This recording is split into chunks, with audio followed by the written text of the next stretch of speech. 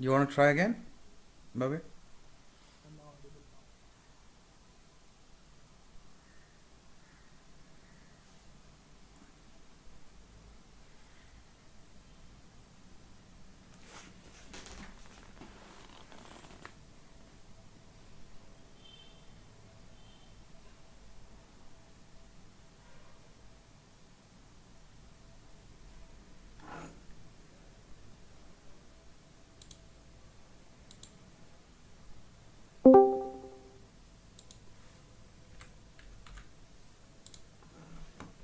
Bobby, are you able to hear me?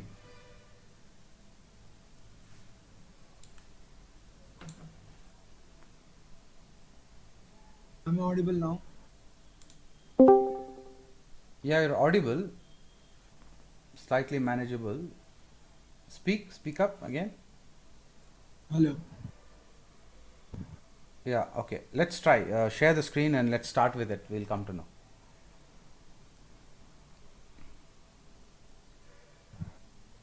Sir, the other participants can also right click on the name and uh, maximize this volume to 200%. So I guess it will be better for them.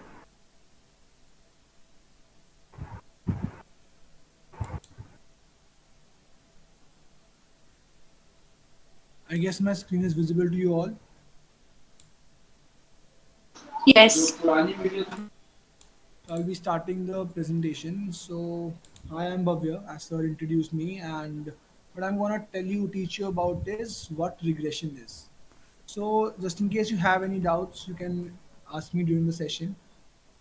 So, what is regression? Do any one of you know what regression is? We have studied it in our past classes.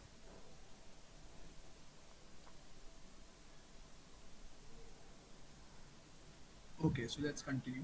So, what regression is? It is a supervised machine learning technique, and what it does, it predict values. So, if I have a data set, let's assume these green points, these are my data sets, and in a graph with x and y axis, it predicts a line, the best fitted line, and it helps us to predict the value.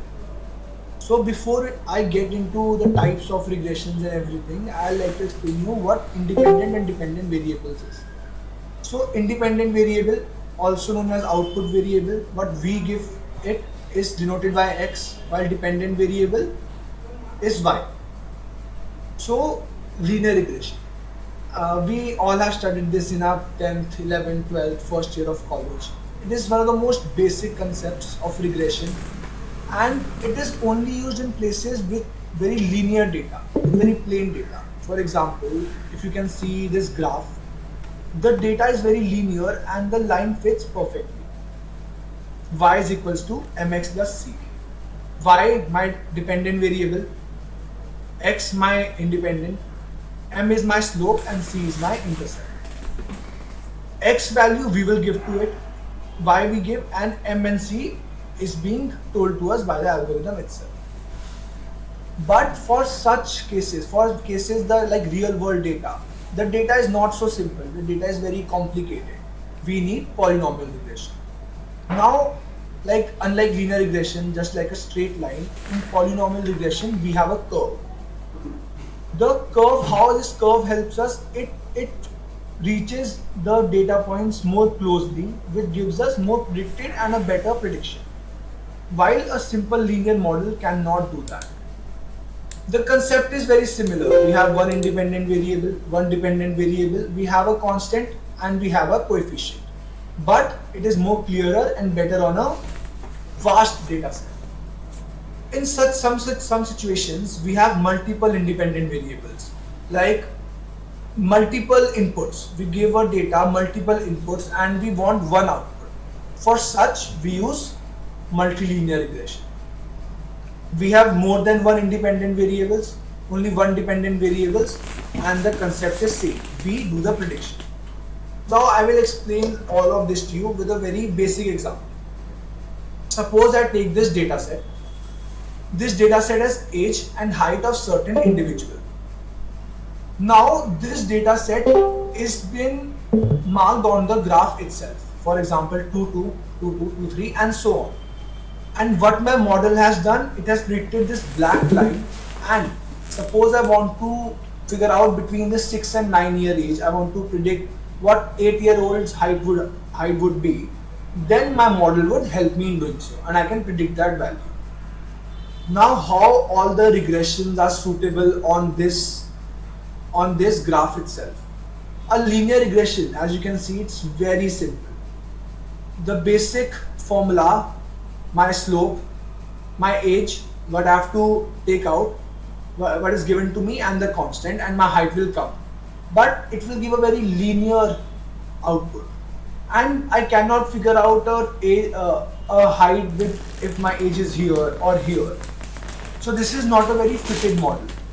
For such cases, we use polynomial regression, where I have to take out my height of a person's height, and I give them the following values of age, and my model is prepared.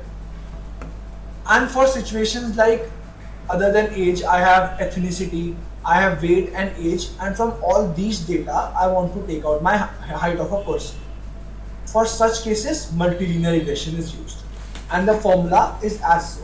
Like I want to take out height, there's one constant, intercept weight, intercept ethnicity, and intercept age. Is it clear to all of you till here, or are there some doubts? Here.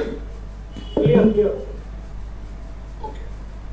Now the question arises is how do I find this line? How do I know that this straight line comes here, a curved line comes here?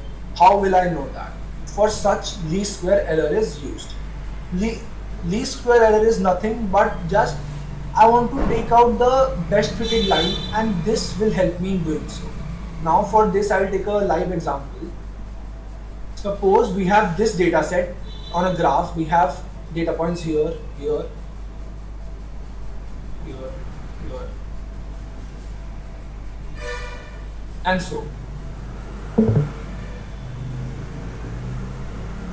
Now what my model will do is I give it a least square error, and it will find out by me giving it coordinates, and it will go slowly up, and the line will fit here perfectly.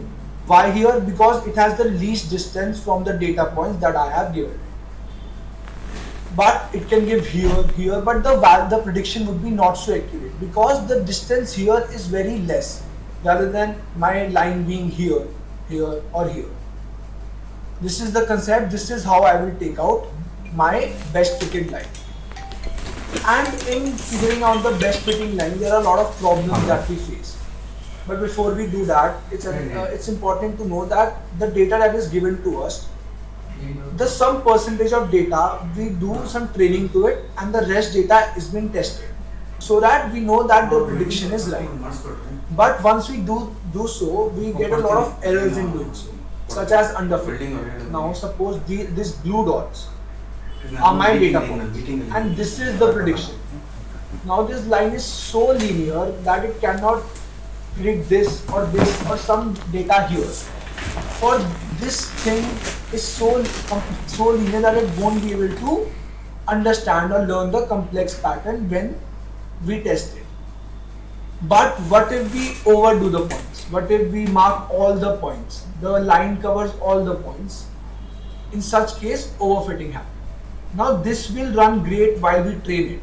It will give 100% answer when we train it.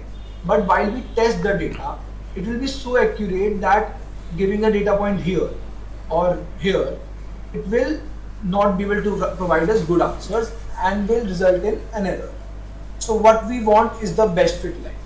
A line like this red line. Now this is not a perfect line, but it is close to all my data points. Thus explain the concept of least square error. This is so close that with some minimal error in the prediction, it will give me the right answer. Now to check whether my data is correct or my data is not so good, we use R square method. Now what R square is doing is I will put the R square value. If I want to calculate the R square value, any value of R square below 0.75 will be underfitting. Any value at 1 will be overfitting, but any value between 0.75 and 1 will be a perfect fit model. So this is what basically regression is. Now, if you have any questions, ask me, and then I will tell you how it works in a real life data.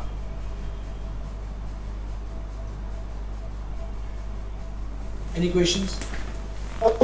It was fine so far. Okay. So now the question arises, like, this is a fake data, right? This height and this age, it's a very fake data. I have randomly chosen this age, randomly chosen this height. Now how will I predict a very vast and very big model? For example, I predicted a model actually in Sir's class itself. He taught us this, that I want to predict COVID cases. I have a data of 800 COVID cases, of 800 days COVID cases, and I want to predict how many COVID cases will we have after 900 days. For such, do you want to speak something?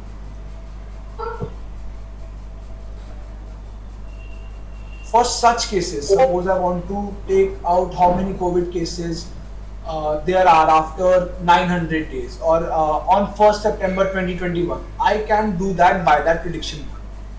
That is what regression analysis is. I guess now, sir, you can take over. Absolutely. Thank you so much, Bhavya. It was fantastic, flawless. Thank you. Everything. I think you connected the dots very well. Really made me proud, man. Thank you. Thank you, sir. Bye, everyone.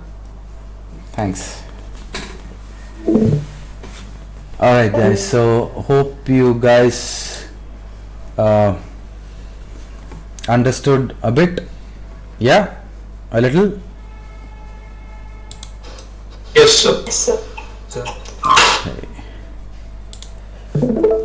So I'm guessing there must be some doubt somewhere. Something must have been missing somewhere, or maybe I'll start with my approach for it. Yeah. All right. So is the screen visible? I have shared the screen.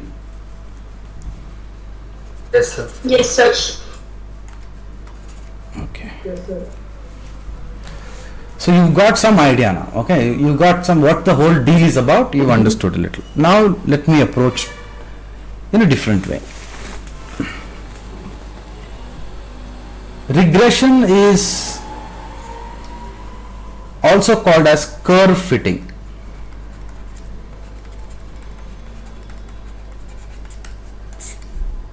And in this entire, when you are trying to fit, you have to recall the term that I said about algebraic connection. Okay, it's all about getting this algebraic connection. So let's take example of COVID data itself. Okay, so we have what data we have. We know that it started from March 1st,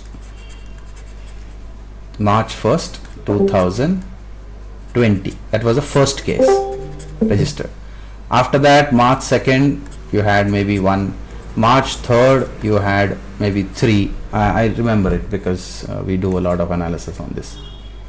So it started and it just went away, and now we know on today's date, 7/23/2021, whatever the day is, from March 1st you calculate to this date, number of days, probably around 550. Okay, so you have all these days. So this one is days and this one is cases, days and cases.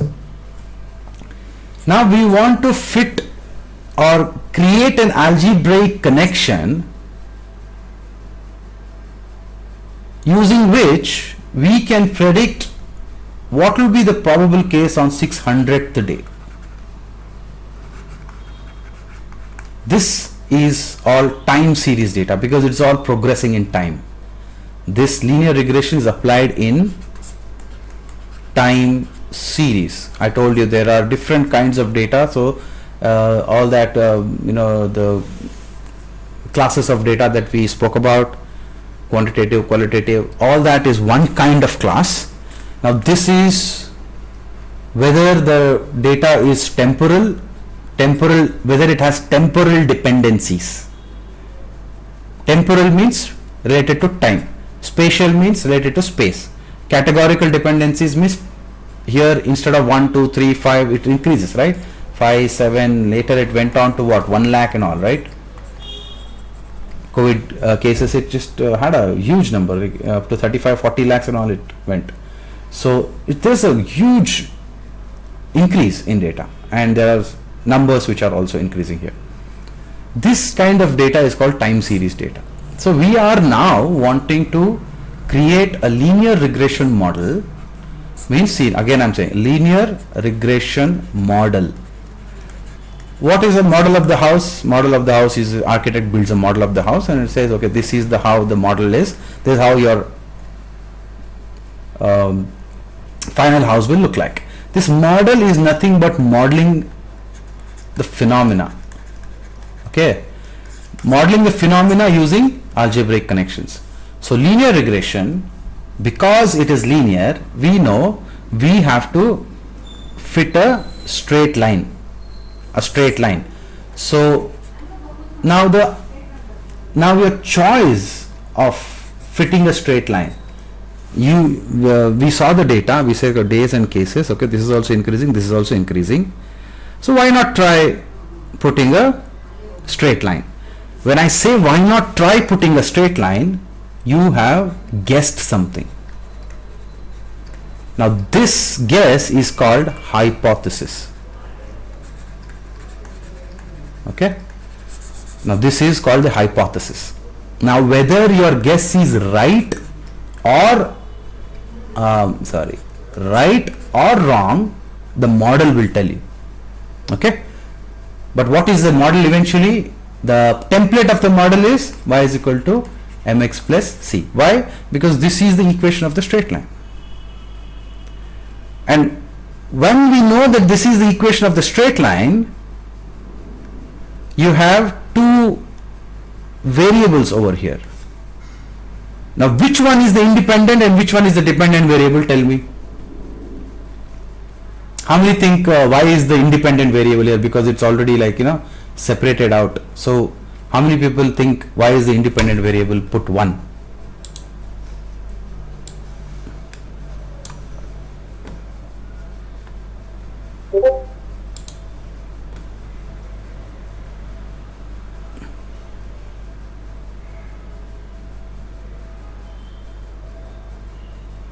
Bus, I need more answers.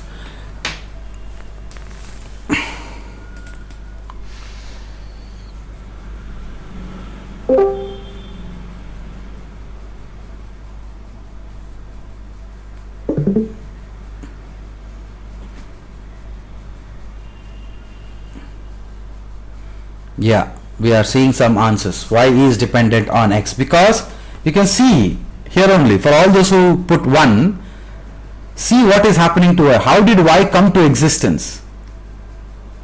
Y came to existence because it depends on x and the slope and the intercept. So it needs m, x and c to exist. That is why y is equal to mx plus c. So this is dependent on x. Okay. Now the question arises, because here I will easily tell you that this is x and this is y, but when you are setting up a linear regression, you will simply be given days and you will be simply be given the number of cases. Okay. Now it's up to you to decide which one of this should be x and which one of this should be y. Which one should be x and which one should be y. How many of you people think that number of cases should be x? Give me 1. Number of cases x, days y. If this what I have written is right, then give 1. If what you think I have written is wrong, then give me 0.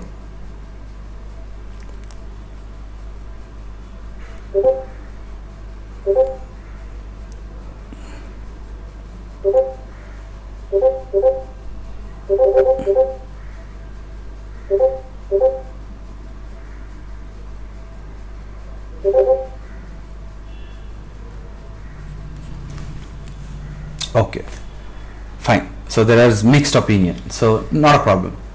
Now it depends on us. We can put x here or y here, or y here or x here. It doesn't matter. Okay? But what matters is it right? Should we put up a statement in which we say number of days depends on the number of cases? Is that the reality? Causality, cause and effect in this one. That you have to know the cause and effect. This is very important. Cause and effect. That is causality. What will cause what? Now we should set up a problem statement in such a way that we want to predict how many cases happen on a particular day. So we are setting up a problem in which number of cases depends on the number of days. That is our decision. If you want to set up a problem as if number of days, the day number will depend on number of cases, you can. Nobody is going to stop you. You can. But this is not a thing that you would want, because eventually you want to be able to predict this. And what you have is this, which is independent. Days just happen. Whether you have cases or not, days just increase. Right? So that's the reason you can go both ways, but the best or the most suitable or logical approach would be to set up the problem statement in such a way that you want to predict the number of cases,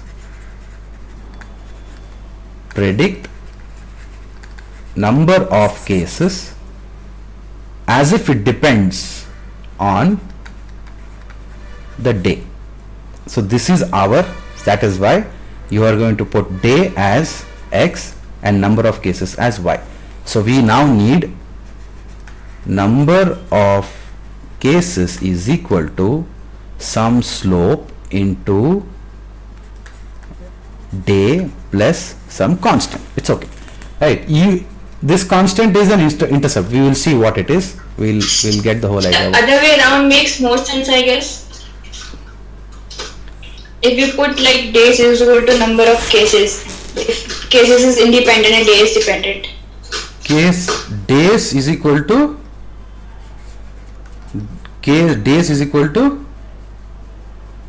Number of cases, m into number of cases. Number of cases into m plus c.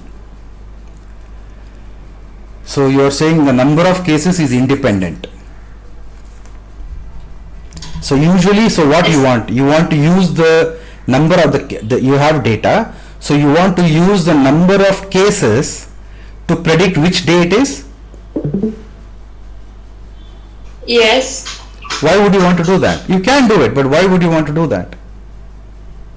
Because if the number of cases increases, that means we are like, it's another day, it's a new day, and it's like more days as in that thing has started. Like for COVID, cases increases every day. That means by each day it is getting worse. Okay. So, but this. Fine. What's your name? Arushi Sharma. Arushi. Okay. Now let's say Arushi has a website where she says, come to my website and you put the number of cases, then I'll tell you how many days has elapsed. Okay? And it also says you imagine some future number of cases and I'll tell you what day it could be on that day. So that is what you are putting a website. Some other student here, for example Ritvik, I just saw Ritvik, so I am just putting. Ritvik says the other way. Ritvik says, you come to my website and you put in a future day, I will tell you what the number of cases could be on that day. Which website will be more interesting to visit? Which is a more suitable case here? What do people want to see? When COVID cases are going to end? What is my prediction? Can I travel? Can I book a ticket? Can I think of starting or reopening my mall on a particular day? Which one is more? I totally agree. Your thinking is fantastic, Arushi. This is how you learn, okay? You totally made a case out of it. I agree. This also works. But what do you think we would want to actually do? We would want Other to, one seems other more one. interesting and Yeah, more right? fun. So that is why I told you. That is why I did not say, I did not fix which one should be independent and which one should be dependent. It's a choice depending on the client. That's why suddenly we keep saying X is the independent, Y is the dependent. Yeah, because the graph says, because this is time series, X should be independent. But on X, which dimension are you going to add? Which variable are you going to add? That is a decision you will be making. And this is a very simple case. When you go to, we'll be doing that in about second or third class from today. We'll be doing a multiple regression model. In there you will be given many data points, many different kinds of data points. So you'll have to choose which one should be my independent one, and how do I set up the problem of which one should be the dependent variables, right? So this is something which should be clear to you. Okay, so I hope we get some kind of an idea of what it is, right? So once this is clear, then whatever now follows will be straightforward.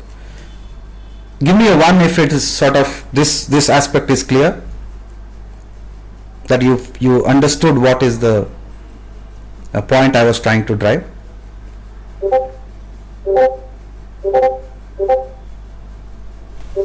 Okay, thank you guys. All right, so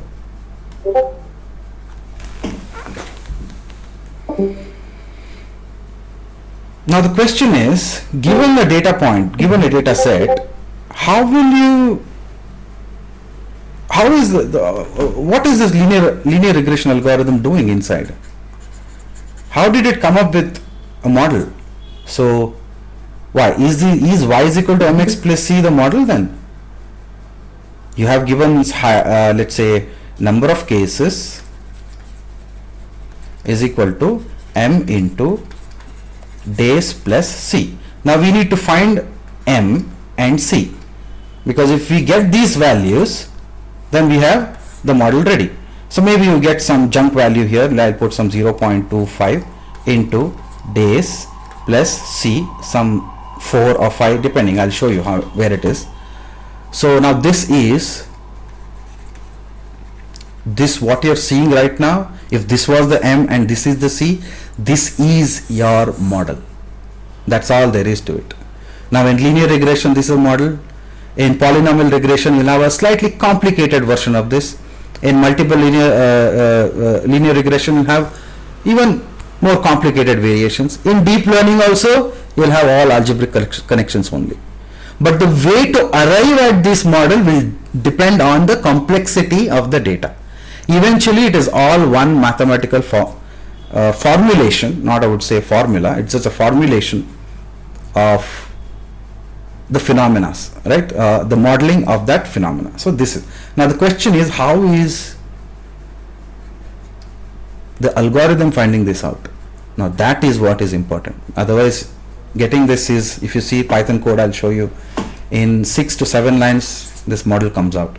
But what is happening inside is the interesting stuff, right? So for that, I would like to show a small graph over here.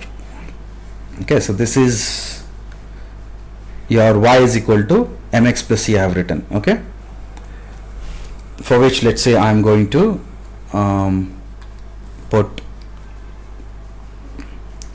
days over here. I'll say days, and I'll say this is the number of cases. So as the number of this one increases, so you will have some kind of change, right? So I'll put some bigger dots and a different color. So let's have something like this.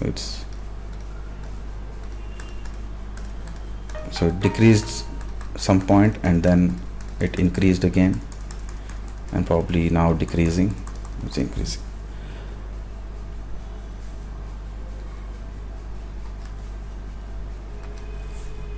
Now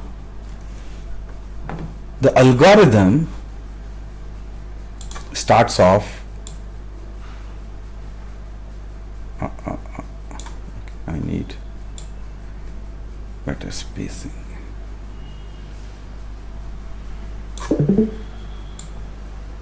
The algorithm starts off like this, assuming that it is somewhere with C being 0 and everything being 0, C and M slope being 0. So slowly it moves up, okay? It moves until, see, that's what it does, it keeps moving. It keeps moving. And it needs to stop here. If it still moves here, then it's not a good model. Why?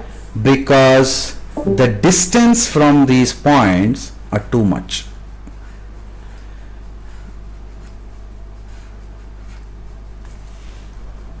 Instead, if you somehow are able to stop at this value, here I think, or you can also appreciate the fact that here we have some kind of a balance between the number of points which are on both the sides. Now whatever this line is, this is in as a template what it is, straight line only, mx plus c. But wherever it has cut here, this is a y-intercept, this is your c. And whatever the angle it took, this is your slope. Okay, now you got, so for what slope and intercept are we going to get? Are we going to be in a situation where this distance is minimized?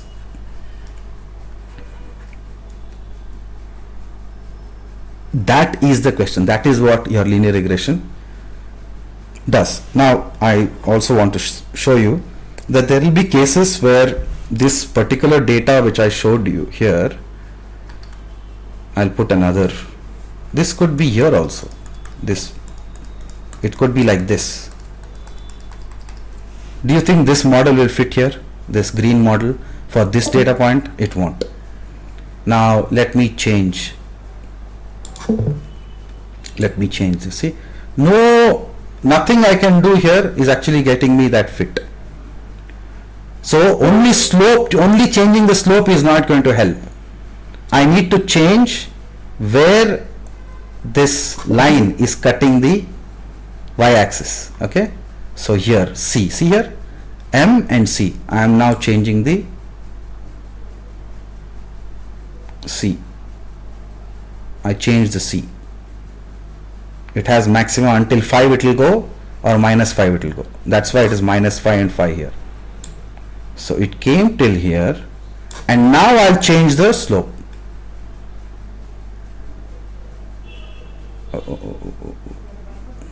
Yeah, better I guess.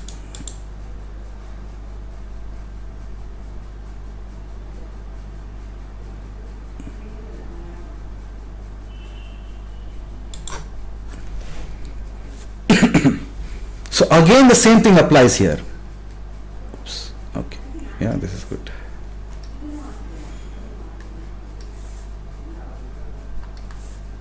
Minimizing the distance.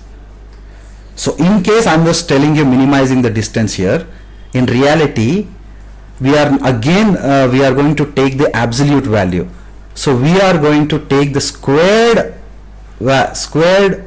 of this distance. We are going to square this distance, and it is called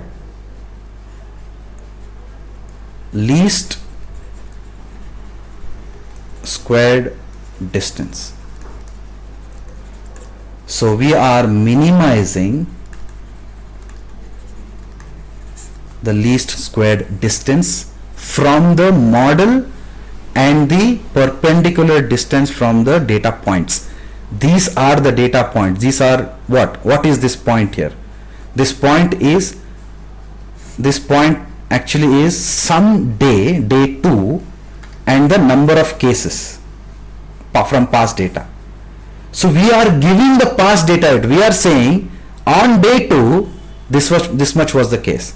On day 3, this much was the case. On a certain other day, this much was the case. So we are giving a lot of past data here. So with that, is it an unsupervised data or supervised data? Supervised learning. With labels we are giving. So it is supervised machine learning, right? We are supervising everything. We are saying this label, we are saying we are giving the past data. So that is how the machine is learning, and the whole idea of learning is getting this done. Okay. So minimizing the least square distance is what it is doing. Now he was telling you, Bhavya was telling you, there was one R squared computation that was being done. Now that R squared is nothing but the percent data points which are actually lying on your model. Now you could build a model as if it is like this.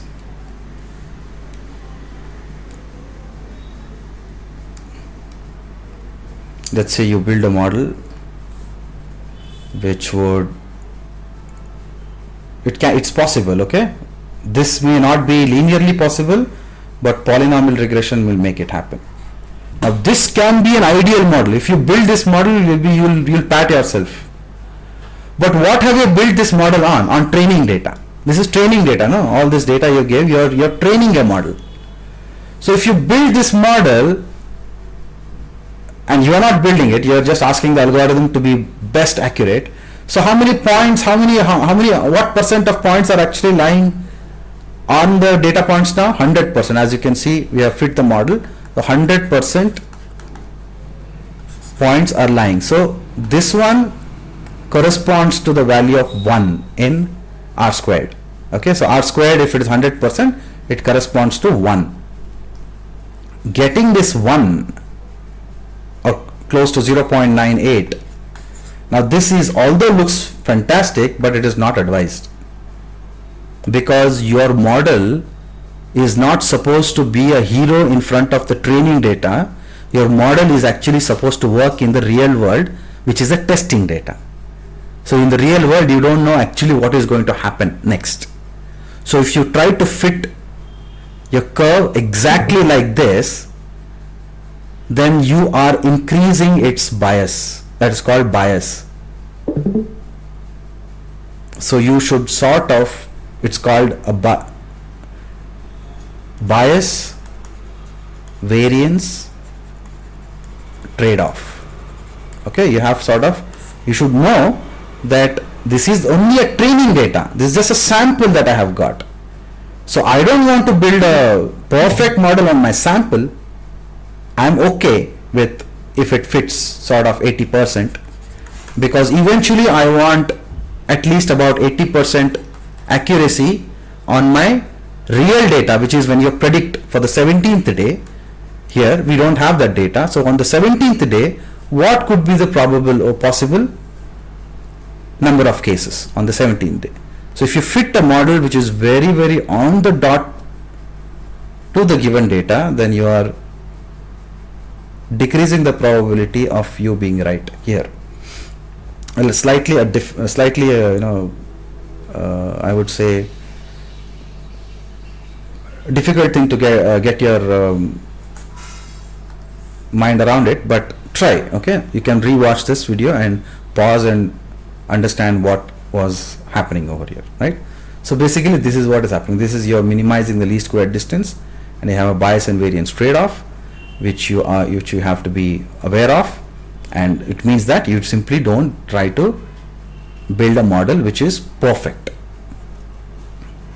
So this is your linear regression model. So whatever value you get here, finally for this blue you will have a slope, angle and a new C. For this red you will have a different line, okay, and a different C. So that is why your C and slope just by a different combinations of C and slope is going to give you this line. In fact, what your algorithm actually does is it keeps changing this. So inside the algorithm, when it was shifting, one more concept while you were doing that, I will say one more concept. See this. In deep learning, it is applicable. So everything is interlinked. Everything is sort of interlinked. So see this, how it is changing slowly, right? It is slowly changing. Slowly, right? It is actually taking all the steps. So at every point, this is just a moving thing. It is not actually computing linear regression. Okay, I am just drawing these points from this pen here. So don't think that it is actually calculating any linear regression here. This is just a GeoAlgebra website where you can animate all these algebraic equations. That's okay. But I told you that the line was, it began from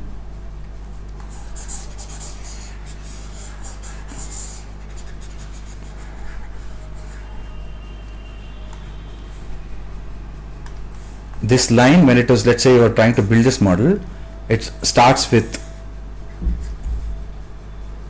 assumption of some C and zero slope. It starts, then it moves here,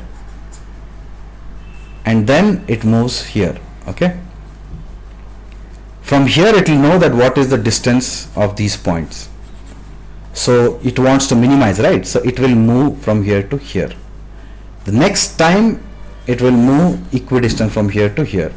The next time, again you see the equidistance here, it will move from here to here. So if you set this step size higher, the chances are that because of the nature of the step size being higher, you may miss this model itself, the perfect model itself.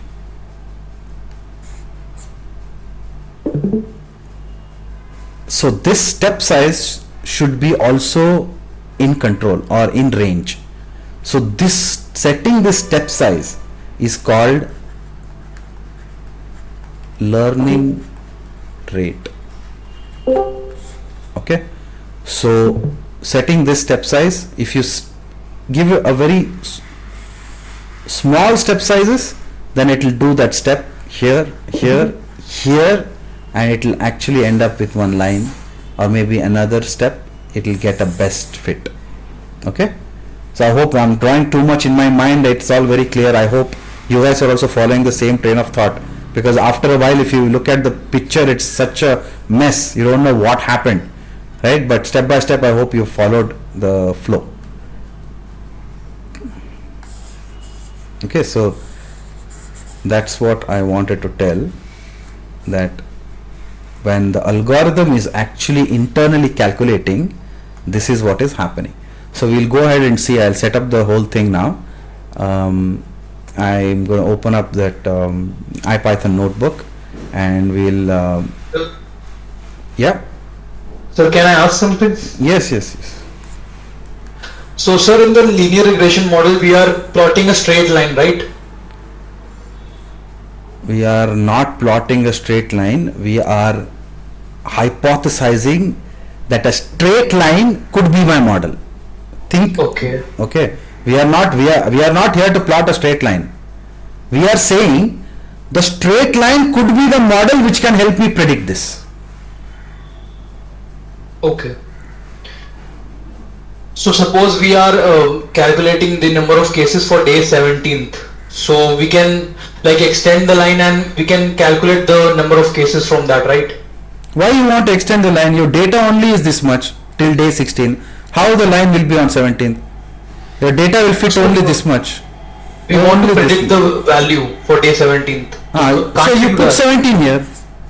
You want to predict the data on day 25, you put 25 here and see what the value is of y. Okay. You got M and C, no? Mm-hmm. So you got M, you got C. Good question, huh? Very good question. You got M and you got C. What else you want? Now we got whatever the slope is, some 0.4 slope into days plus some constant here, let's say 5.5. 5.5 is equal to number of cases. All you know is you need number of cases. You have to change The days. So from 1 to 16 you only fed that. And also from 1 to 16 you also said that from number 1 first day this is the number of cases. Number 6th day this is the number of cases. 12th day this is the number of cases. And you ask the linear regression model, now fit a line across this and tell me what should be the right slope and what is the intercept for which I can get a general algebraic relationship for this phenomena itself.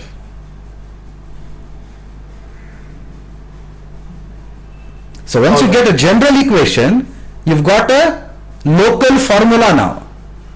Correct? You got a local formula only, a formulation.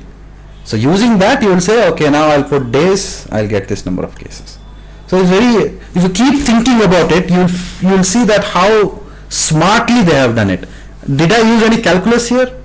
Did we do any fancy math here? Nothing, right? No. Right? But see how smartly, most of the machine learning algorithms are all this only. Only when it comes to deep learning, the game changes to a next level. But without understanding all these, gradient, learning rate at a simple level, you will not be able to appreciate what is the learning rate and all those epochs and all which comes in deep learning. You will not be able to build the connection. Okay? Here it should become super obvious. Then only you should attempt that. Otherwise everything will become superficial. You will think you are doing it, but you may not actually know what is happening. Okay? So I'll just set up that linear regression table that I have, the IPython notebook. How about we take like 10 minutes break and return? Sure, sir. Okay, Yeah. sir. 10 minutes break, and then when I come back I'll have that this one file ready. Okay? Is it clear? Is this whole thing clear?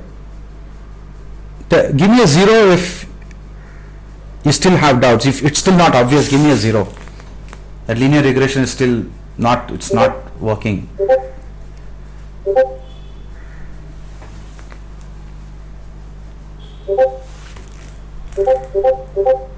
Perfect. Thank you.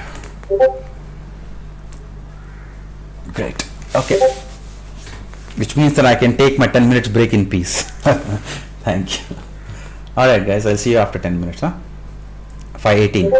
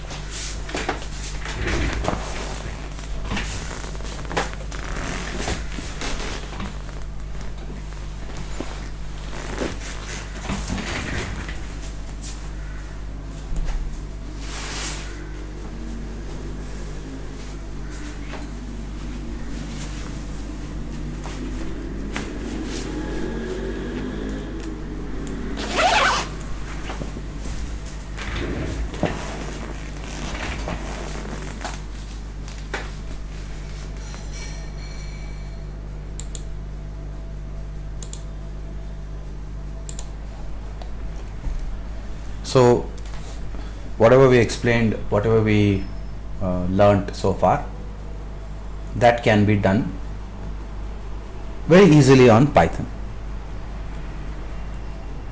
I'll directly get to this one. So here in this particular case, we are not going to use any the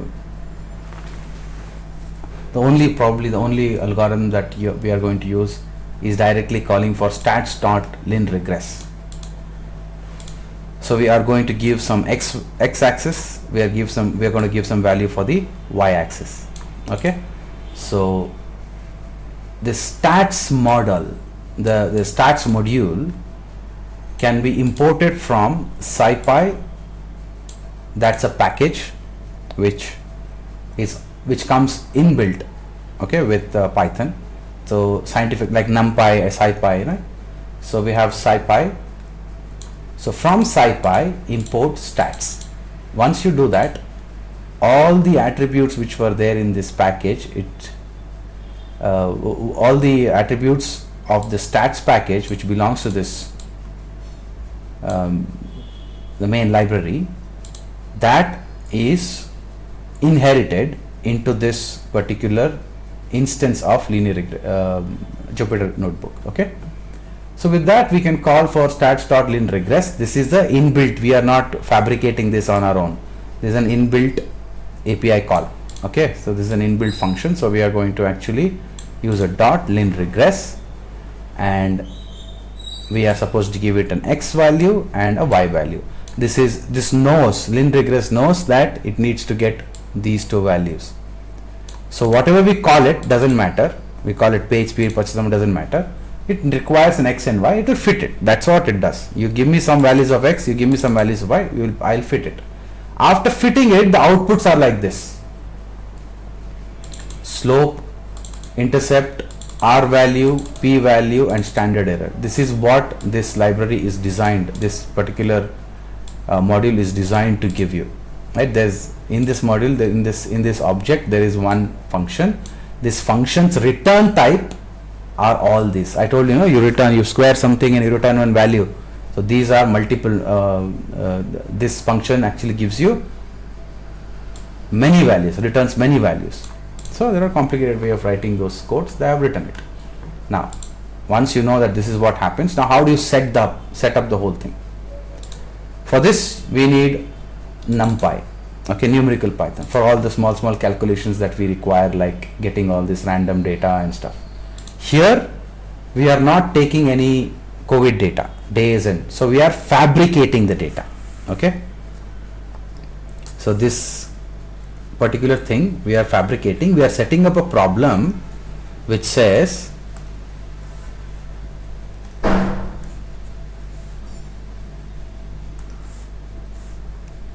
we are setting up a problem where we are trying to figure out the relationship between speed at which a page loads and amount people spend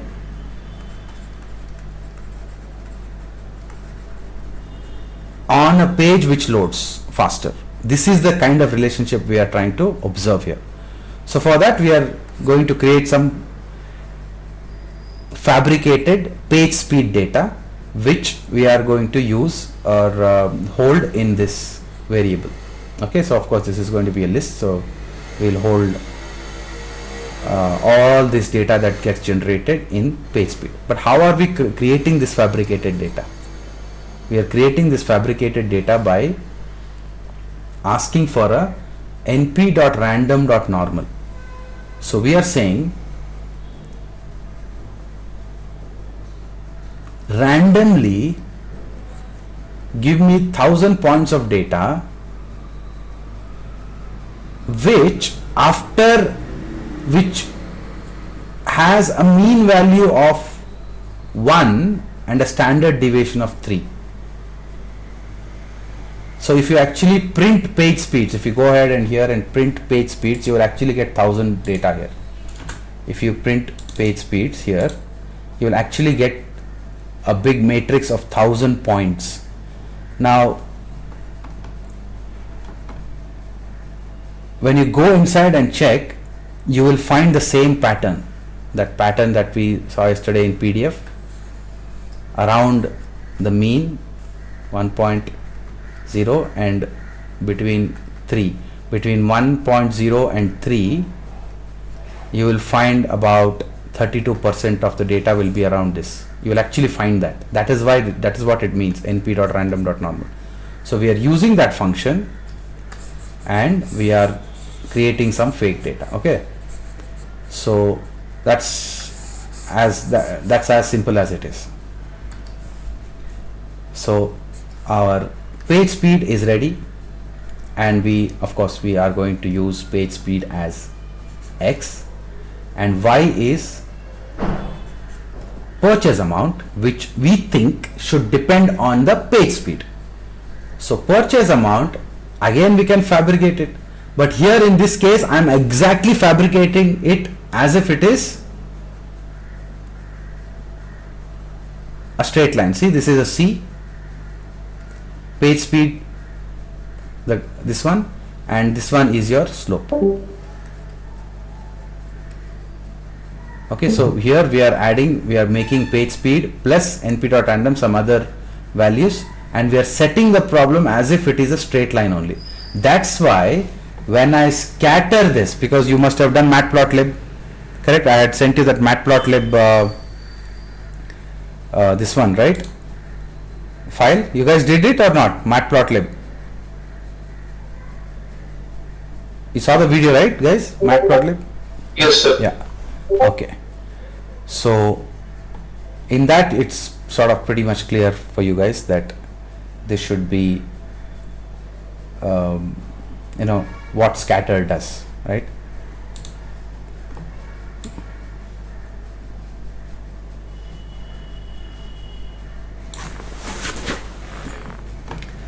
Now, once we scatter these points, it automatically structured itself in a straight line. Why? Because we only have set the whole idea like that. We have said that let page speed be here, whatever the page speeds, and whatever the points that is corresponding to it automatically comes off like that. So when you scatter page speed and purchase amount, you get a straight line. Now on this straight line, we want to, the data is already here. This is our data, okay? Don't think that this is linear regression. This is just the data. It just so happens that it is following the straight line. Now you want me to do another thing, I'll just unhash this and run this.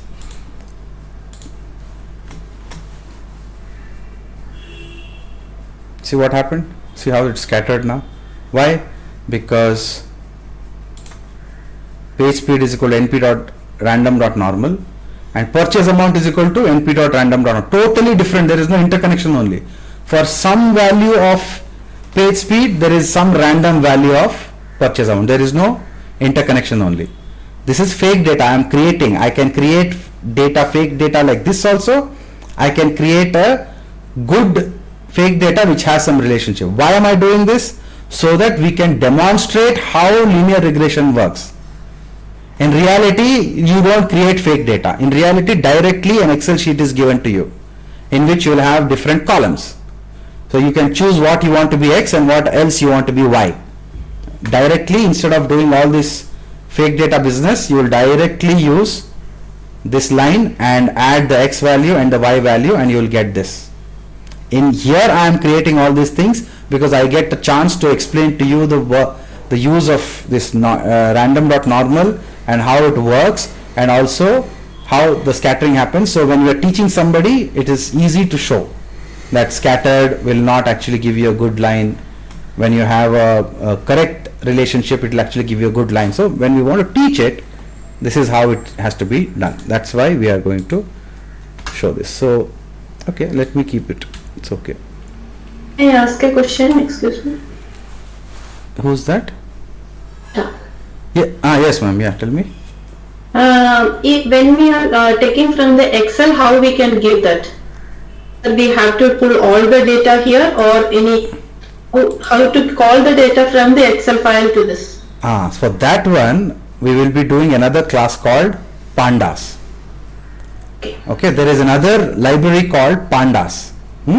Because after, so I'll show that everything we will do. Excel data also we will load, everything we will do. Okay. First we'll understand the internal working, then all this this one. It's very easy, much easier than you think actually. Very simple. Okay. So, and one more thing I want to tell you guys. It is the job of these guys who are maintaining Python library, it is their job to make life easy for us. So if you find somewhere you are getting stuck, you will always find an easy solution. It is their work. The hard work is done by people who are setting up this. The software engineers will make life easy. Okay, so you will always find a solution. Don't worry about it. Okay, so now we have set this up. So we have scattered it. Now let's apply linear regression. What are we going to do now? Applying linear regression. We are now saying that a straight line can predict what is the page speed, what is the purchase amount for a particular page speed for this data. Just look at this and tell me, do you think my assumption of this could be true looking at this data? Do you think a straight line any which way I can fit, do you think I'll be able to predict properly?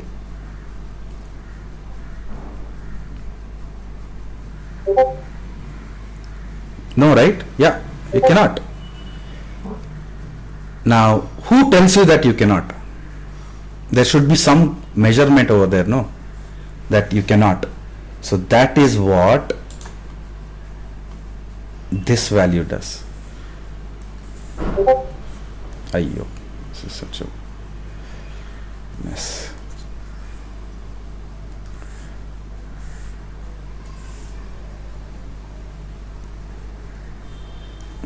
Okay, so p-value, a small p-value typically indicates strong evidence against the null hypothesis. So whatever hypothesis you started off with, saying that a straight line will fit my model, so this value, a small, if it is very small,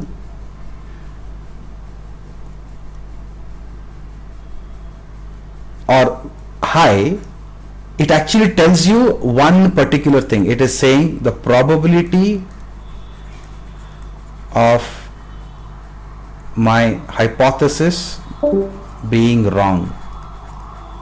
This is what it is giving me. What is the probability that you are wrong? Okay, that is, so don't worry about it. You just think about it and keep it in your mind. This is what it is actually telling you, the probability of your hypothesis, your guess. What is the probability that you are wrong? That is what it is giving. So slightly twisted concept, but there is a reason why they do this way. Okay, they cannot actually calculate what is the probability that you are right. That is not the right way to approach. You can only calculate the probability that you are wrong. Okay, so statistically, and even Occam's razor, if you understand, you will know why why there is more success in calculating the probability of you being wrong rather than the probability of you being right. Okay, so that it runs in that kind of a delta. So you just have to understand that the p-value is just that value, and it is always opposite to the r value. Okay, because r value says how many points are exactly on the model that you built. Now where is the model? Where is the model? We have built a model, we have called for it. Where is the model? The model is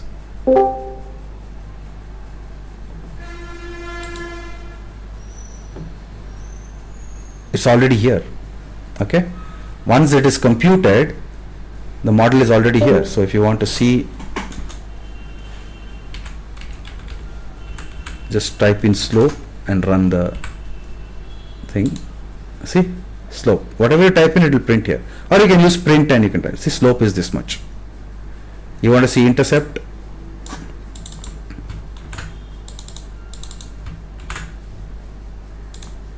Intercept is here. Why intercept is here?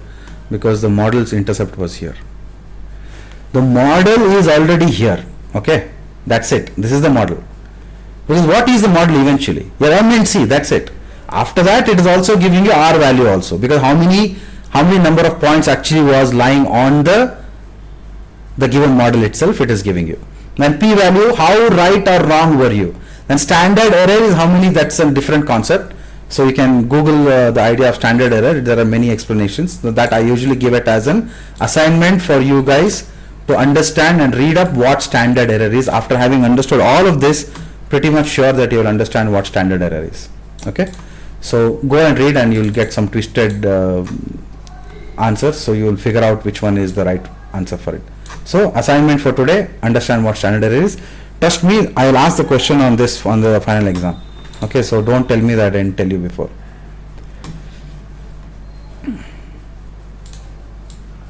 And of course, it's not going to be a straightforward question. One question will be on this.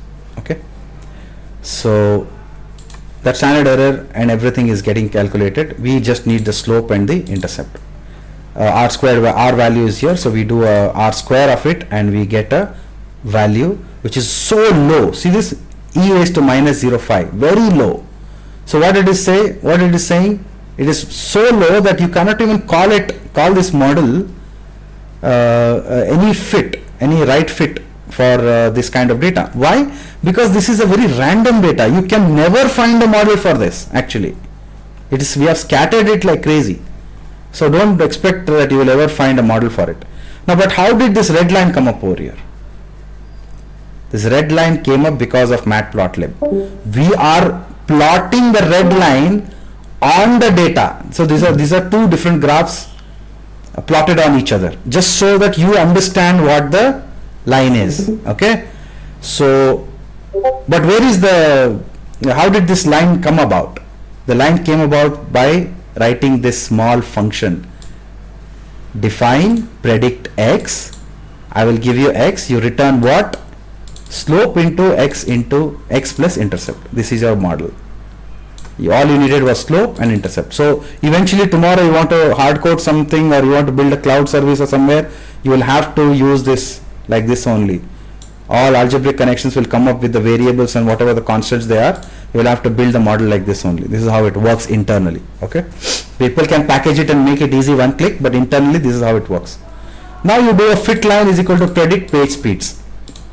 Okay, so you call for it, predict page speed. Fit line contains all the points that got collected here. So that fit line is now just being plotted over here, and you are getting that straight line superimposed on your given data. Now you got p-value. How much is the p-value? 0.91. What did I say the p-value was? The probability of me being wrong. So what is the probability of me being wrong? 91%. It is true, right? Because my hypothesis was wrong, right? It was wrong of me to think that a straight line will fit this. That's what it gave you. P-value. The hypothesis is wrong. The probability that you are wrong is, and it's very simple. How did it calculate? By checking out the R value. So low. So there is actually a negative correlation between the p-value and R value. The higher the R value, the lesser the p-value. So let's do that. Let me go back to the previous statement, how we did. Okay. Now I set up the purchase amount. I changed it because I'm scattering again page speed and purchase amount only. But this time the purchase amount, the data was generated as a relationship between some new random set plus the page speeds. Okay, that's the reason why I got this one. Okay, now what happens if I do 50 minus, and if I run this, what will happen? Anybody?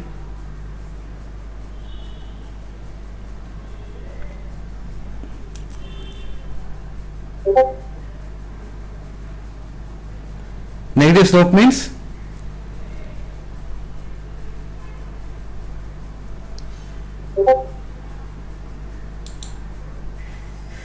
it is just ulta. Okay, so when you have a 50 minus, it just starts off like this, negative slope. So yeah, perfect answer. Okay, so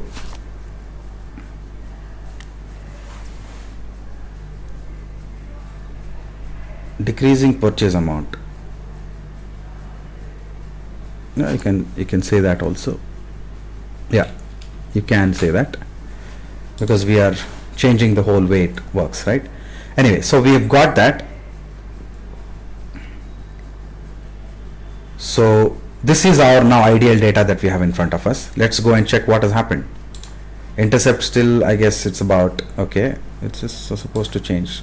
I should run all, I guess. Okay, just about 55. Fine. Now what happened to R squared value? 99%, which means that 99% of the data is actually on the model itself, which is true.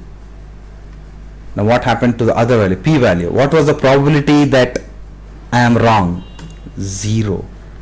Because when I saw this data, I said a straight line will definitely fit this. All I need is a y is equal to mx plus c. That's it. I don't need anything to predict it. And the p-value said, you're absolutely right. Because the probability of you being wrong is 0. Slightly twisted. You have to just meditate on the whole thing. And you can Google why it is taken like this. You'll get some literature. Try to wrap your head around that and you will get some answers. Okay.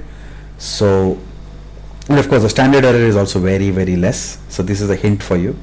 So you can check out what happens with the standard error. And that's it. That's how you get your linear regression. Okay.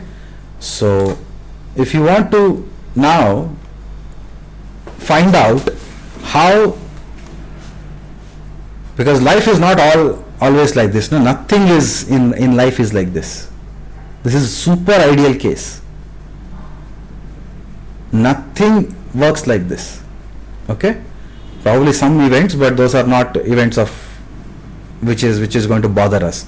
If something goes like this, then it is not even interesting. The interesting stuff is when something goes out of hand. We don't know, we cannot.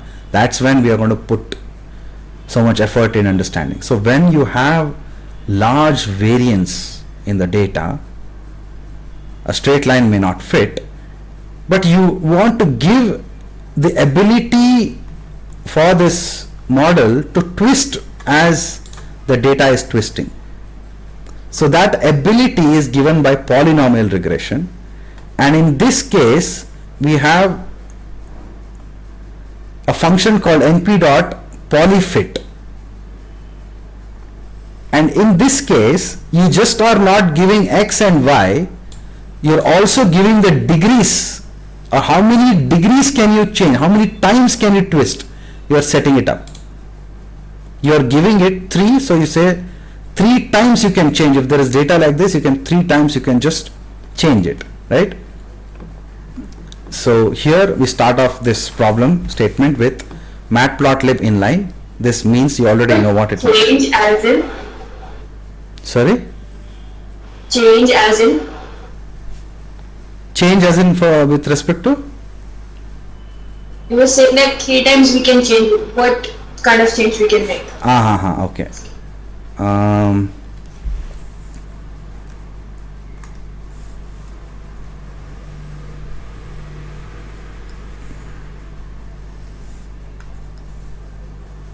You remember Bhavya's presentation, right, where he had that data which is, let's say this is my data. Okay, let's say this is my data. I want to fit a line now. I'm going to take a red line this time. I want to fit a line. I can use this one as my line. So here this is a monomial equation. Why? Because y is equal to mx plus c. X, the degree to which x is raised is 1. Now if I set this, if I give that x comma y comma 2, I am giving it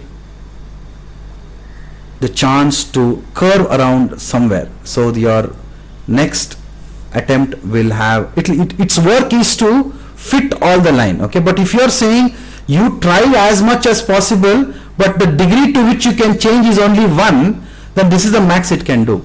If you now say you can change up to 2 degrees 2 times, right? So it will probably get a line like this. Now you can go ahead and give it 5 instead of 2. Just make it 5, so you have it now knows that I have 5 degrees to which I can change. So I can start line like this. The first degree I can change here, second degree, third, fourth, fifth. So you will have these changes. So these are the ones which are letting. So how do you make the equation do that? Because you're giving it that. Okay, this is what is the answer for your change as in means this is what is happening. Okay, so Okay, sir. clear, no? So this is the degree you are setting up. Am I right? Is that is the power of that x, right? And 5 is the power of the x. No, 5 is the number of, yes, here, see here, this is the, if I set up 3, this is the final model. X Yes, cubed yes, 2 yes, yes. x. Understood. Yeah, Okay. okay. Yeah, correct. So this is no longer required, so I'll drop this off. So after that it's pretty much straightforward because the machines do everything. X is equal to np.array page speeds, y is equal to np.array purchase amount. Now you might have seen what is the array is doing here now. I'll explain. So before that I'll have to come line by line. Matplotlib inline, you know, because we need this plot inline. From Pylab import star. Pylab is again another module, another package, and star means whatever computation Pylab can give you, import everything. So earlier we had NumPy has many things. Okay. So sorry, here we had where is that?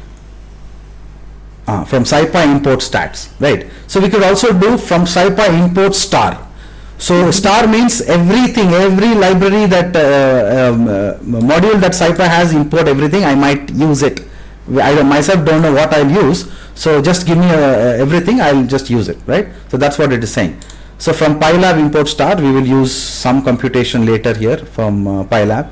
So that's the reason why I have imported star. Next, import NumPy as NP because we need this random data, na? So we have imported it. And np.random.seed is a new thing. Find out what this is. Okay, assignment. What this is, what it is doing, you should find out. Means finding out means not just googling it first. First remove this and check what is happening. Run it again and check what is happening. Once you are not able to find it on your own, then go and Google and you'll understand it. Okay, so this much is same as before. We scattered the data. We made a relationship between it. So instead of the last time, how did I get this curve? So there I had made plus. I had created 50 plus and stuff, right? So this time I just made it a fraction of it. Purchase amount is some random data and fraction of that purchase speed. So that's why you sort of saw a decrease in it. Okay, so it's okay. You don't have to worry about how the random data got calculated. Next thing is x could have been directly page speed. Why are we doing np.array? So there is nothing. It has nothing to do with polynomial regression. It has to do with the kind of argument this function requires. np.polyfit is because we imported NumPy as NP. The NumPy gives us the ability to fit. I told you curve fitting, right? We are fitting a polynomial equation for the x value and the y value, and we are giving it a degree 3. So we fit it, but the creators of this function have written the internal code on array. So if you take a list, which is this list, automatically everything that you are creating here becomes a list. Okay, but it is saying that no, we cannot do anything with the list. I need an array. That's what it's saying. Why it needs an array? Because it needs to fit so many times, degree changes everything. Array is a little bit too abstract a quantity to compute it. So before we even give this arguments to the polyfit function, we convert that into an array so that the computation is faster. Okay, so we do in fact we are not doing the choice. They have made it mandatory for us to convert it. Okay, so we do it. Fatafat, x and y is calculated, the arrays are done, so we put the whole thing inside, and np.polyfit x comma y comma 3 is where your this one is over. Now this np.poly1d, okay, this thing is actually for us to print the final equation for our own consumption. Your actual polyfit happens in this line itself. So P4 is a 4th degree polynomial. Okay, maybe some time I had used 4. This is in my control. Okay, P4, P5, whatever you want, you can write.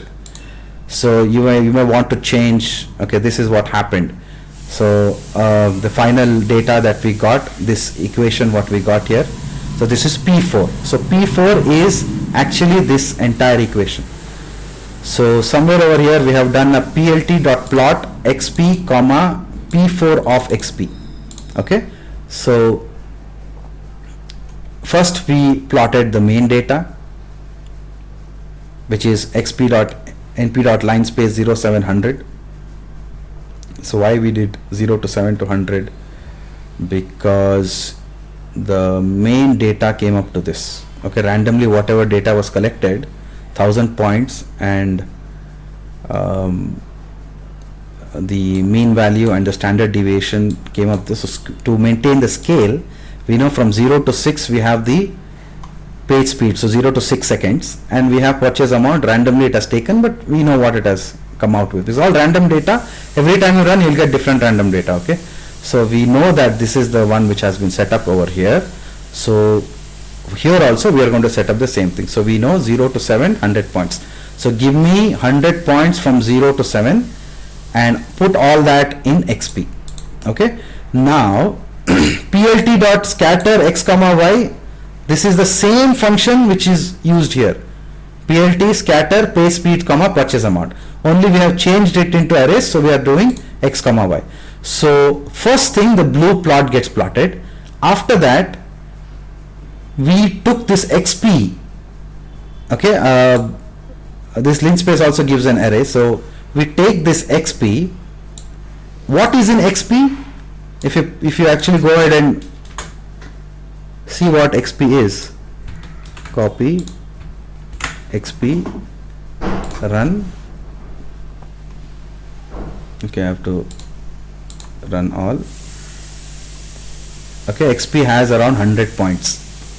See, I printed xp, right? It has 100 points, and it is from 0 to 7 it has given 100 points. So automatically it calculates.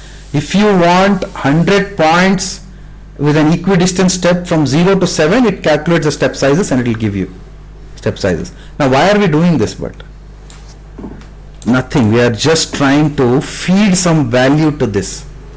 So unless you feed some value to this, how will you get the point curve? So that value should be fed based on the scale itself. We cannot imagine some values and feed, right? We cannot simply start from 1 lakh and put 10 lakhs. Can we see the superimposition then? We cannot, right? So that is why I set up the scale properly and we superimpose that data correctly over here. Okay, so it is only for our consumption, and we also did c is equal to r. From matplotlib you will find out that video I have sent. Why r? Because we are setting it as red. That's why. Okay, so xp comma p4 of xp. This is x, the y is p4 of xp. So all that data just got superimposed, and now we are able to see that model and what it has done. For dimension 3 what it has done. Let's go and change it. Let's go and change and make it 4 and run all. We have to do run all. So now it is trying to fit everything, and it is an overfit now. Usually the next prediction should be here, but this is now an overfit. So how do you know? You can see r square value here. Okay, r2 is equal to r2 score y comma, so that's why sklearn.metrics. This is another way of doing it. Okay, from sklearn from metrics import r2 score. So we can take that r2 score y comma p4 of x, whatever is it, the y which you have the prediction value y, and the input is p4 of x, whatever the x value you have given here. Together it calculates, it will take the y values here, and the next value is p4 of x, and find out what is the r2 score. So it gives you 84%. 84% of the values are on my model, but it's up to you now. Whether are you going to settle with this model, or are you going to settle with this model? You can check here, 79% fit, and the other one was 84% fit. But when you look at it, descriptive, now you can infer using these numbers that this is inferential statistics. Okay, if somebody says descriptive, inferential, we are now doing a combo of it. First we described it, then we did some calculation. Now after, based on this calculation, we are inferring that it's okay, 84 will be an overfit because it won't work in my real data. I will settle with 79%, which is almost close to 80% fit, and this works for me, and this is the final model we settle with. The same thing, if you do it, whatever value of x you have, if you go and ask somebody from your Manipal, you guys are all from Manipal University, right? So you go and talk to your management and you tell them that, sir, if you give me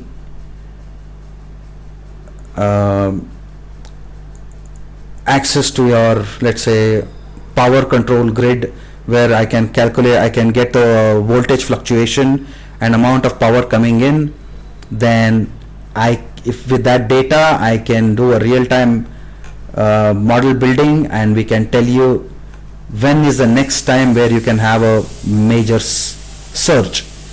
You can actually do that, and that field, if you do it, what you have done is called predictive maintenance. Okay, before only if something happens you can actually predict that it could be a higher surge because of whatever the power that is coming in right now. So you can sort of do a maintenance of it before it happens, before it's coming to that value. You can say lower down your consumption of everything, or if there is some ACs, or regulate it, because at this power there can be a burnout if you're consuming so much power. Okay, so this is how we have used. Some students of ours use this from, I think, some university, OP Jindal University was there.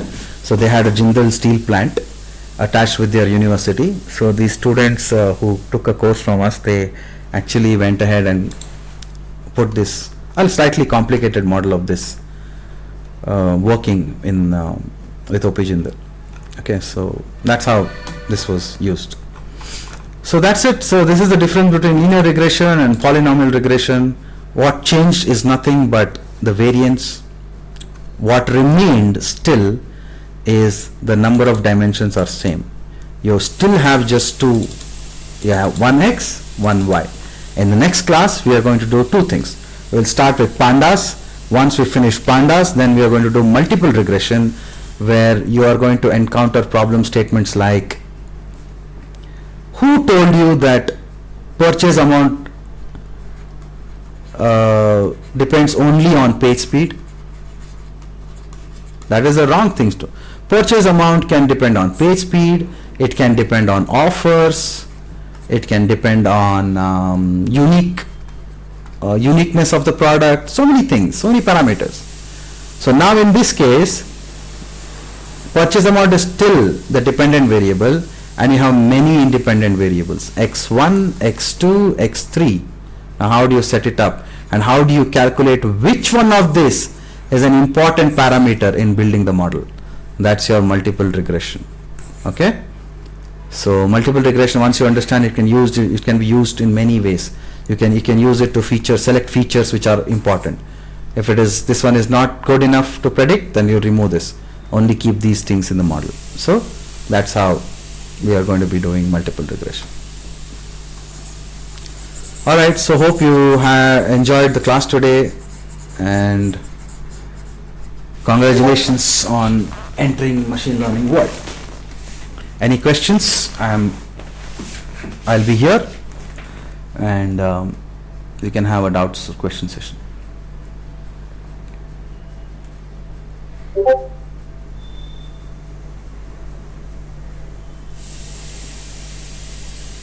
How do we predict now after plotting the curve?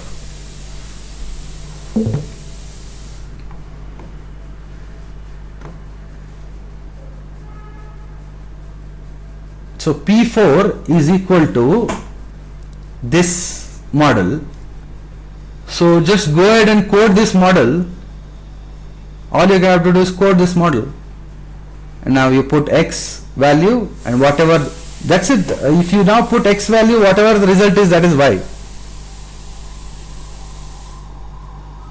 Whatever value you put here for the new x, the new purchase, new page speed, whatever value you put here, that's a new.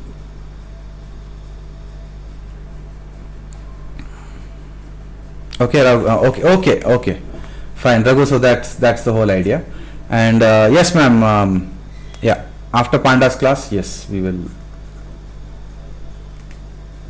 address that. If you can put that question, DM me the question, then I can probably address that in the pandas class itself. It's up to you how you want to proceed with the question. And anyone else? Okay, give me a 1 if everybody is clear about linear regression, polynomial regression, the difference, how to use, what it is.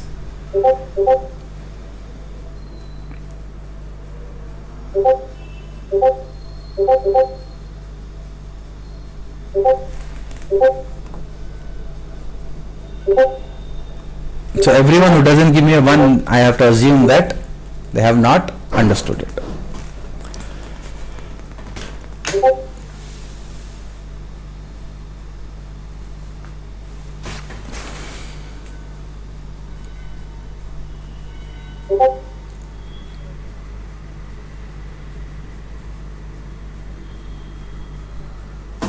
Okay. We will after pandas, when we do this multiple regression, right?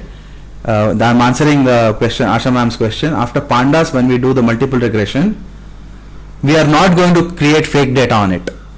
Okay, multiple regression, we cannot create multiple fake data, right? So I have a lot of Excel sheet data. I will show you how to use it, how to ingest it, but I cannot do it right now unless I teach pandas. That's all. Okay. Sir, yes, sir. Yes. Okay. All right. Thank you, ma'am. All right. So, okay, guys, thank you so much, and really I appreciate all 16 people here. It's been like now 1.5 hours, and you stuck to it with questions, and really I'm happy. You guys are understanding all this so early. Build on it, right? Keep thinking. I'll share the video, and I'll share a few other videos as well. Please do all the assignments. 2 assignments I've given today. One is finding what standard error is. The other one is finding what this one does. np.random.seed does. So 2 assignments. Find it out. Google it. Thank you, sir. Thank you. Bye. I'll put that question. Bye bye. Thank you, sir. Thank you. Bye.